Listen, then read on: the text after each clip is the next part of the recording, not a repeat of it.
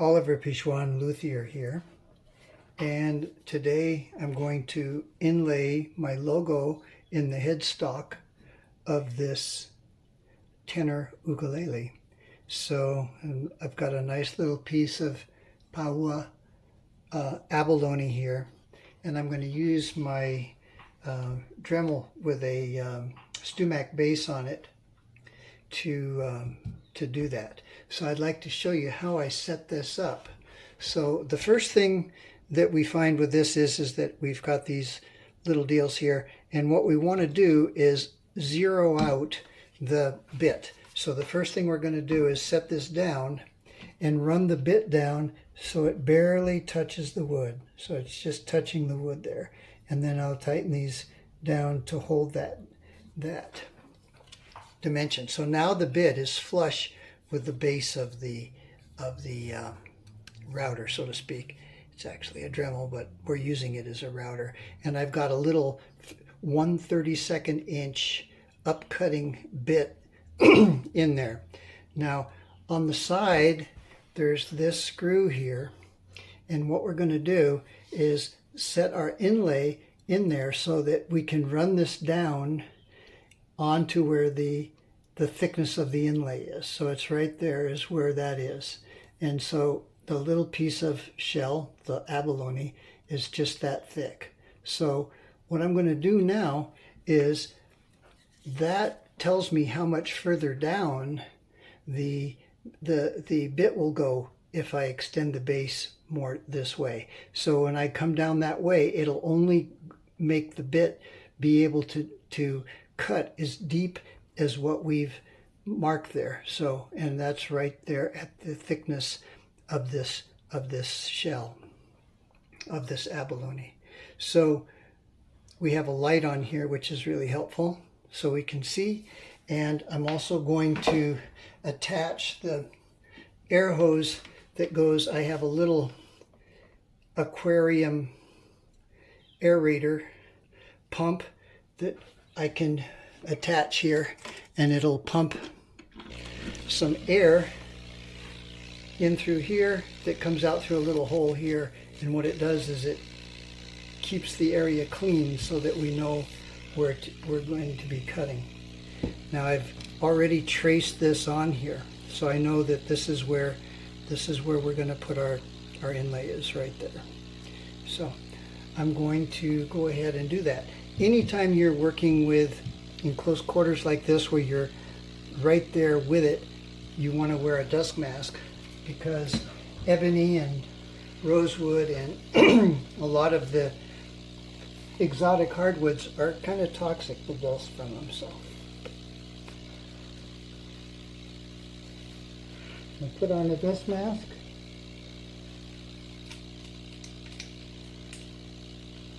Makes me sound funny, I know, but protects you. Turn the light on.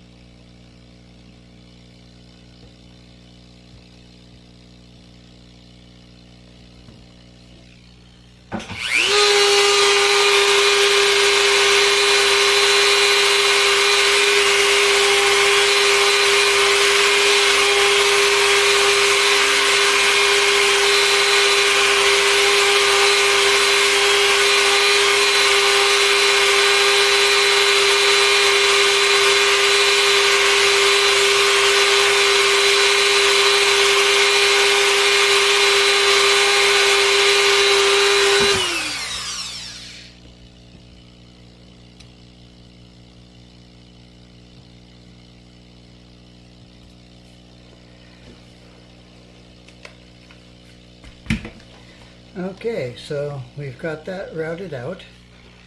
And turn my light off and unplug my aquarium aerator. And now we're just going to glue this in because we've got it cut so it fits in there really nicely.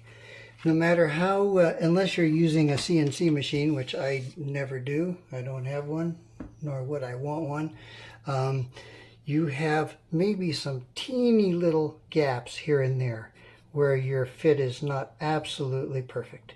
So what we're going to do in that case is we're going to use a little bit of sawdust or sander dust rather from the that we've collected from sanding and doing other things that is the ebony, and then we're going to with some CA glue, we'll glue this in, and then we will use some CA glue and sawdust to fill in any little teeny little gaps that we have, and that'll work really fine. I use a glove when I do this because I like to rub it in there, and I don't want to get that CA glue on my finger and glue my finger together or something. So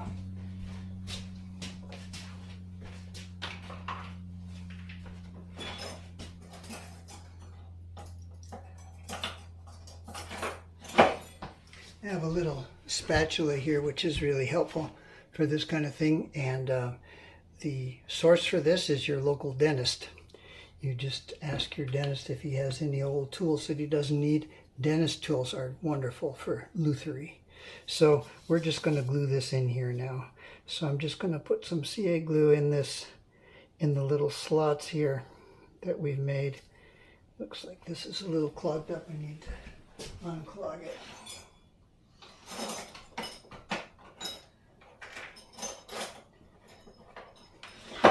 The best tool for unclogging these things is this little tool that I get from the dentist that's for checking how deep the pockets are on your gums.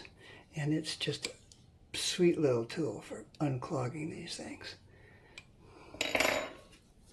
There we go. So put a little CA glue in here. And you can get it in different colors. Of course, you know that's very helpful for this kind of thing. So this CA glue is black.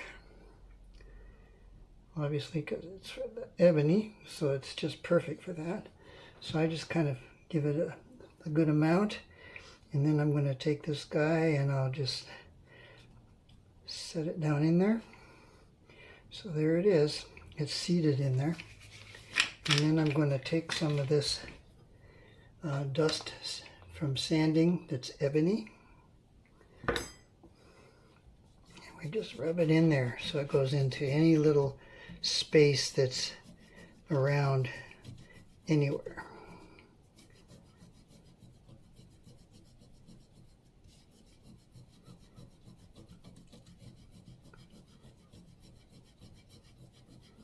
There we go.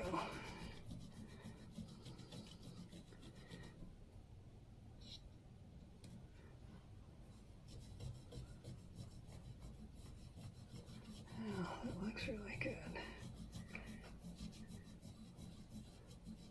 So when that's all in there, and you can, then what I'm going to do is just put a little bit of accelerator on that just to make sure that that hardens up that CA glue right away.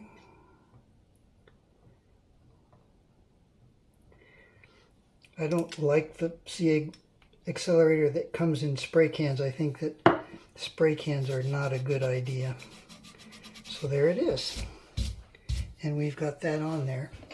Now all we have to do is take some sandpaper, because it is slightly proud, which I like to do. I don't want it so it's deeper than it needs to be. I like so it just is barely, I can just barely feel the edges of it sticking up. And then we'll sand it off so it's flush.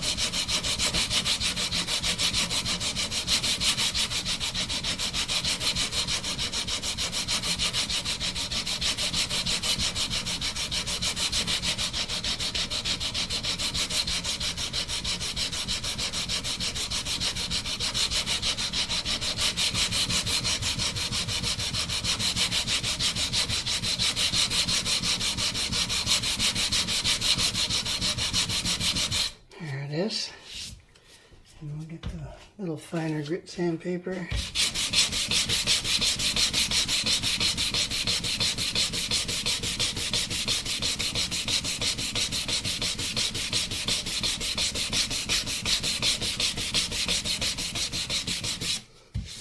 And there it is. It's all inlaid right in there. So that's how we do the inlay. And that's just completely flush. There's no gaps, no voids. And as you can see, it looks really, really good. So that's how that looks in there. It looks really good. Hope you enjoyed this. If you did, subscribe to my channel and give it a like and pass it on. Thank you.